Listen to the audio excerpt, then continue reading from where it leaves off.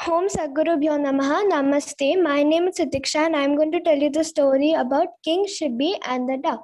There was once a very kind and generous king called Shibi.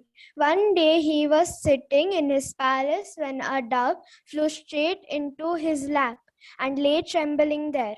Grant me refuge, pleaded the dove to the king. Fear not, little dove, for I will protect you, said the king. Then a hawk arrived in pursuit of the dove.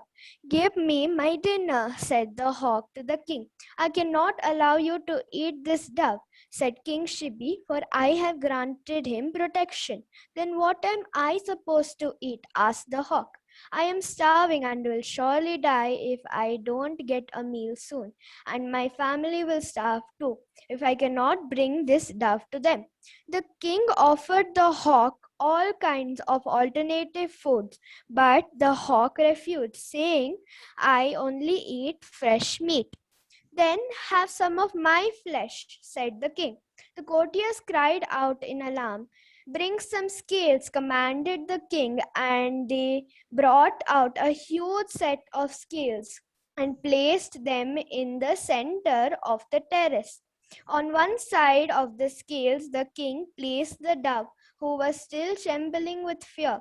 Then King Shibi took his sword and began slicing pieces of his flesh of his own thigh and placing them on the other side of the scales, aiming to equal the weight of the dove.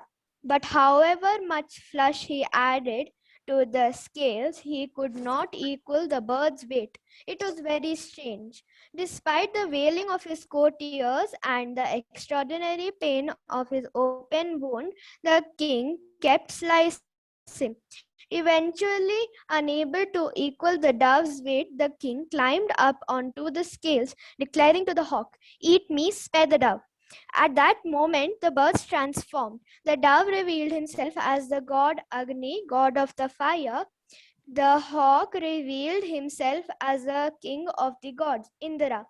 We came to test the extent of your goodness, Indra declared, and we are more than satisfied. Indra healed the king's wounds, and the two gods disappeared, leaving all the humans astounded by the events. Moral of the story, follow the path of Dharma. Thank you, sir.